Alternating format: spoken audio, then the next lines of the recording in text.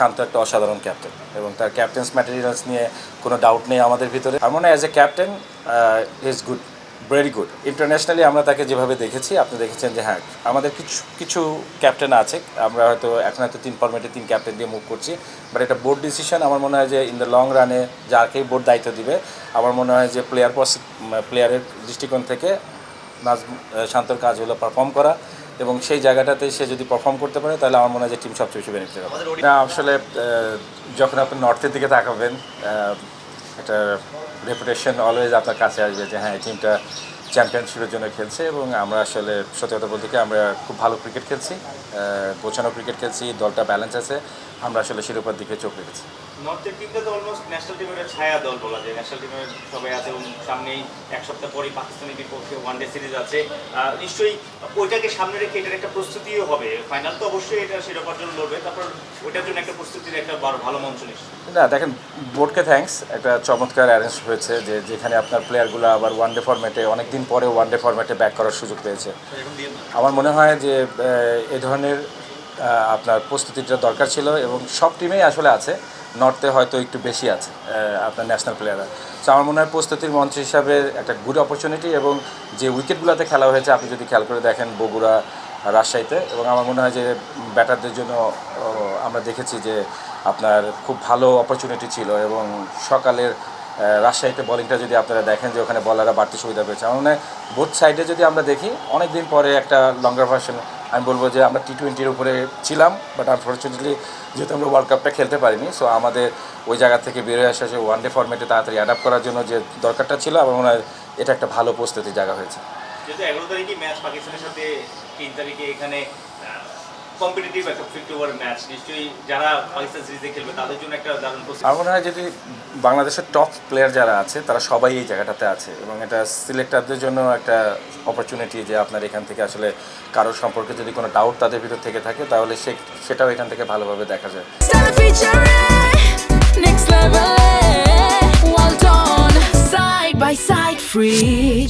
আমার মনে হয় যে প্রত্যেক প্লেয়ারের একটা ভালো অপরচুনিটি ছিল, এবং কম্পিটিটিভ ক্রিকেট যেটা দরকার আমরা বলেন, টিমগুলো অনেকখানি আপনার ব্যালেন্স হয়ে রয়েছে, all national player, outside national player সবাই আছে, এবং আমার মনে হয় যে একটা ভালো একটা প্রস্তুতির মঞ্চ, যেটা আপনি হয়তো আপকামিং সামনে যে পাকিস্তান সিরিজ আছে সেখানে দল নির্বাচন ক্ষেত্রে সিলেক্টারদেরকে দারুণভাবে হেল্প করবে। তারপরে আপনি উইকেটের কথা বলছিলেন, ওইখানে তো 300 প্লাস টেস্ট করেও আসলে জিতার দেখলাম আমরা, তো মিরপুরের উইকেটে তো এত রান হয়তো বা হবে না, এটা তাহলে কীভাবে কাজে লাগবে আমাদের এখানে খেলা?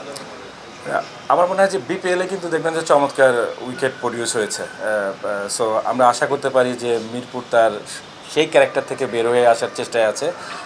আই হোপ যে আমরা খুব ভালো উইকেট পাবো, এবং আপনার যে যে আসলে এটাকে বলতে পারেন যে চেঞ্জিং যেটা যেটা যেটা বড় রান করার হ্যাবিট বা একটা ফ্ল্যাট উইকেটে বল করার যে হ্যাবিটটা, সেই জায়গাটাতে আমার মনে হয় যে প্লেয়াররা বোধভাবেই সুযোগ পাবে। আপনি সবসময় আসলে সবসময় আপনার কমফোর্ট উইকেটে আপনি খেলতে পারবেন না, ডিফারেন্ট উইকেটেও আপনাকে অ্যাডজাস্ট করতে হবে। তো আমার মনে হয় যে প্রস্তুতির যে জায়গাটা, আপনি যদি দেখেন বগুড়া এক ধরনের, রাজশাহী আর এক ধরনের, সো মিরপুরও আপনার আর এক ধরনের, সো 3টা জায়গায় আমার মনে হয় যে প্লেয়ারদের প্রয়োগ করে দেখার একটা বিষয় আছে, এবং আমার মনে হয় যে প্লেয়াররা মুখে আছে আপনার পারফর্ম করার জন্য। আপনি প্রস্তুতির কথা বলছিলেন, 2027 ওয়ার্ল্ড কাপের অফিসিয়ালি ওয়ানডে প্রস্তুতি বোধহয় শুরু হচ্ছে এই সিরিজ দিয়েই। আপনি যেই টিমের আসলে সেই টিমের ক্যাপ্টেন নাজমুল হোসেন শান্তকে ক্যাপ্টেন হিসেবে কিভাবে জাজ করেন? আর লং রানের জন্য 27-এর জন্য শান্ত আসলে কোনো ক্যাপ্টেন্সির সম্ভাবনা দেখছেন কিনা? প্রথমে বলি, এই ক্যাপ্টেন্সির কলটা আসলে বোর্ডের, এবং সেই জায়গাটাতে আমি আসলে কাজ করছি না।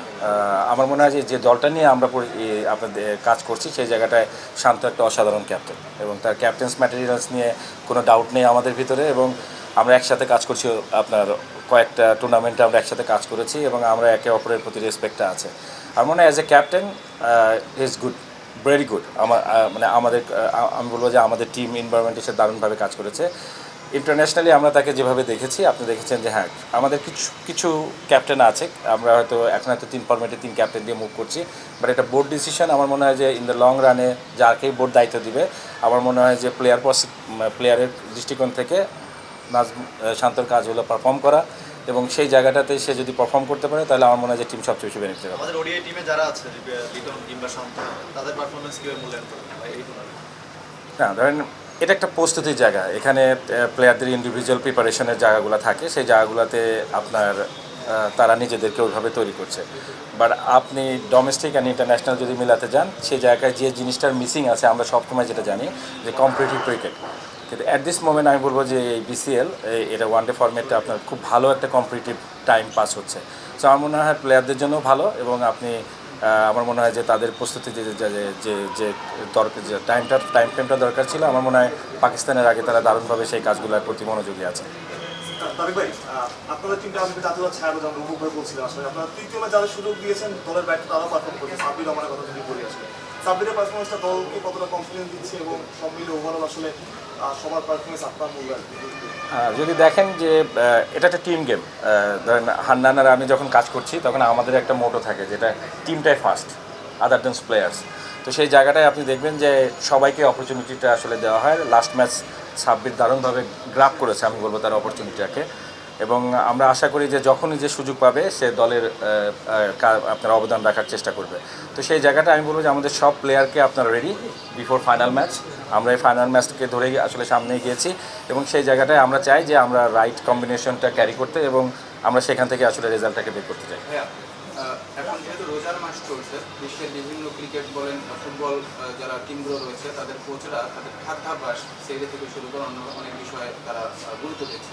এই সময়টা আসলে আপনারা এই বিষয়ে আসলে আপনাদের প্লেয়ারদের সাজেশন বা আপনারা কী ব্যবস্থা নিচ্ছেন? না, আমাদের দেখেন প্রফেশনাল সেট আপ আছে। আপনি যদি দেখেন আমাদের ট্রেনার আছেন, ফিজিও আছেন, তারা জিনিসটাকে লুক আপটা করছেন, কার কী দরকার, কার কখন রেস্ট দরকার, কাকে কীভাবে আপনার ম্যানেজমেন্টের সাইড থেকে কীভাবে টেক কেয়ার করা হবে, সেই জায়গাগুলোতে দারুণভাবে নক করা আছে। এবং আমরা হ্যাপি যে আমাদের টিমটাতে এই মুহূর্তে কোনো সমস্যা নেই, এবং আমরা জিনিসটাকে দারুণভাবে অ্যাডাপ্ট করতে পেরেছি, এবং আমরা হোপ যে আমরা ফাইনালে আমাদের বেস্ট শটটাকে প্রডিউস করতে পারবো।